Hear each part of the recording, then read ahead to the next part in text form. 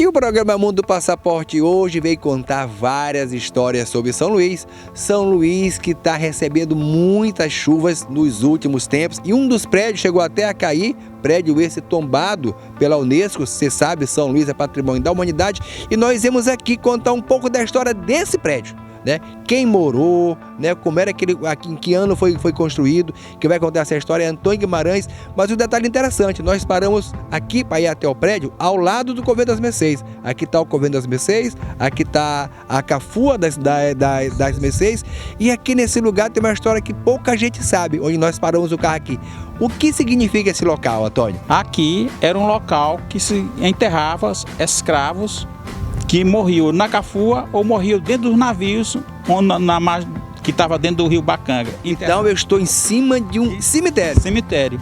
Cemitério de negros. Cemitério de negros. Aqui, essa parte bem aqui, ao lado da igreja, que era a Igreja das Mercês, era bem aqui. Então, bem ao lado tinha um pequeno lago. Esse lago, você pode encontrar o Zanuário, que era um pequeno local de enterros coletivos de pessoas que morriam dentro do navio ou na própria local de venda de escravo. Bem aqui, a Cafua da Mercês. Antônio, então você me falou que o mar vinha até aqui embaixo. O mar vinha até no... Na realidade, a frente do Convento das Mercês era para o mar. São Luís se desenvolveu em função do mar. Então, a frente do convento era para lá, para o sentido do mar, certo? Então aqui, a Cafua da Mercês existia já os barcos ancoravam lá. Estava ao longo do convento, certo? Muitos escravos não desciam, porque na realidade os desciam era ao Rio Mearim. As grandes quantitativas de escravos, eles eram comprados, um tumbeiro chegava com 150 almas. Então, em média, o que é que ele fazia? Esses camaradas tinham aqueles negociantes que rematavam todos e desciam o rio Itapecuru, o rio Mearim e os rios ao longo das grandes lavouras de produção descendo. Os escravos domésticos eram vendidos aqui. Os escravos domésticos. Qual a diferença da alma para o doméstico? Os africanos que eram capturados na África, eles vinham sem ser batizados. Esses aqui já estavam adaptados. Daí que vem o termo boçal. Falando então é um boçal, porque aquele africano, quando chegava da África, ele não sabia nada, não sabia língua, não sabia costume. Então, esse era chamado alma, porque ele não era batizado. Então, o africano que era escravizado e que era doméstico, que trabalhava em casa de família, de ganho, ele trabalhava de copeiro, de carregador de fezes, tigre, eles geralmente eram vendidos aqui. Uma pessoa passava dificuldade e era vendido aqui na Cafua da Mercês. Então aqui era um local de comércio de escravos. Comércio de escravos. Convém salientar que era uma profissão perfeitamente legal. O traficante, ele não estava agindo ilegalmente, era legal.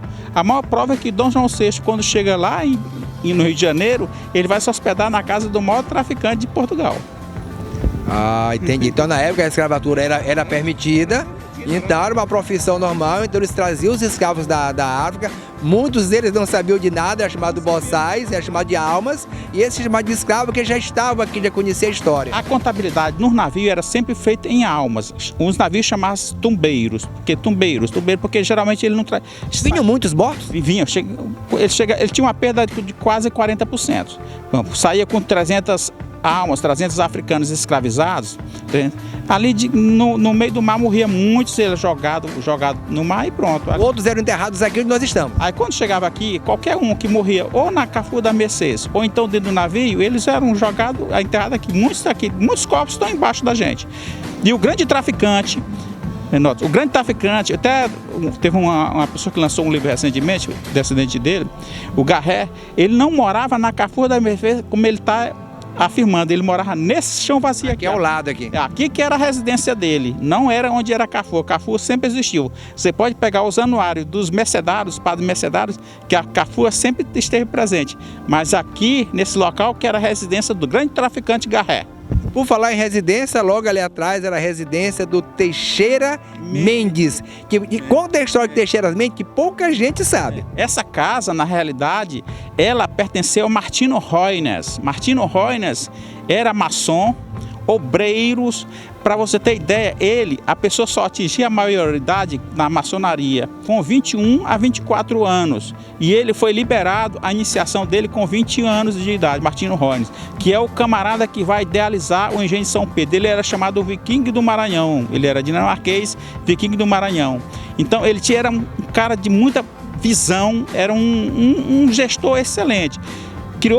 Fundou o engenho de São Pedro e teve vários casarões. Então esses casarão aqui ficou para Teixeira Mendes, que prometeram um ministério para ele, não deram o ministério, ele passou 2 anos em São Luís morando nesse casarão aqui. O camarada que bota Ordem e Progresso da bandeira do Brasil, morou 2 anos nesse casarão, não tem uma placa indicativa, não tem nada.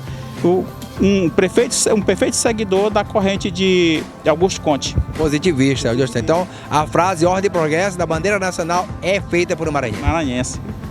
Um caxiense. Eu quero agradecer ao Antônio Guimarães mais uma vez, ao Antônio Norberto, que sempre está nos dando essas aulas, né, de história, porque é muito importante se falar do futuro, mas lembrar do passado, ainda mais numa cidade como São Luís, que é patrimônio da humanidade. E nós vamos agora trazer um pouco da história de um prédio que, lamentavelmente, dadas as fortes chuvas e a falta de manutenção, caiu nos últimos dias, né, e foi uma grande perda, mas vamos contar um pouco da história desse prédio. Bora? Bora. Ele pode ser recuperado. Vamos lá no prédio? Vamos lá. Ele pode ser recuperado. Vem com a gente.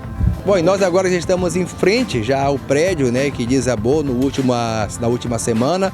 Nós não vamos falar um pouco sobre esse lamentável fato, mas sim da importância desse prédio para o patrimônio de São Luís.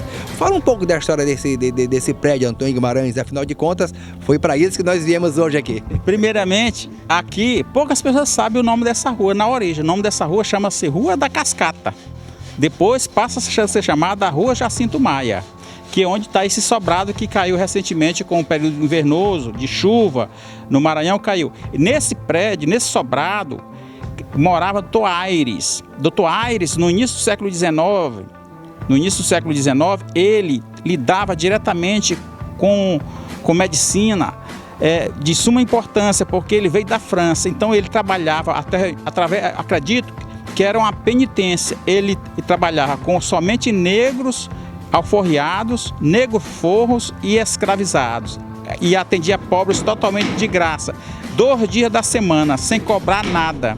E muitas das vezes ele fazia esse atendimento e era constante. Você vê os registros deles em lojas maçônicas. Ele era maçom também? Era maçom. Era uma característica desses homens de determinada visão. Quando chegava da Europa, somente da França, eles vinham já iniciados na maçonaria. Então, Dr. Aires era o proprietário desses 3 casarões aqui, desses 3 sobrados. Desses aqui, todos 3 eram propriedade dele. Acredito que o primeiro que era a residência dele. Ele morou lá e ele foi datado de quanto tempo mais ou menos esse prédio? Foi início do século qual? Do início do século XIX. Esse do meio que caiu é do início do século XIX. O outro frontal é mais velho um pouquinho, e esse daqui que nós estamos frontalmente também, início do século XIX. Então foi uma grande perda para o patrimônio de São Luís. É uma perda, mas contamos ainda com um restauro, porque existem fotografias internas e frontais desses casarões que eu tive o prazer de registrar. E nós temos engenheiros, o Alcino, por exemplo. O Alcino tem fotografia e conheceu pessoas que moram aqui, sabe como era a característica. Nós temos condições de restaurar e transformar realmente São Luís, porque o europeu não pensa que ele vem olhar, né, outra coisa, ele vem olhar os sobrados, esses sobrados que são feitos de barro e pedra e óleo de baleia. Antônio Guimarães, muito obrigado, certo? Mais uma vez por essa aula. Você não sai daí, que no próximo bloco ele vai contar a história em torno do Convento das Mercês. É fascinante essas matérias, porque é uma aula de história, até de futuro também, porque não se pode falar de futuro sem falar do passado. Eu volto já trazendo a história em torno do Convento das Mercês.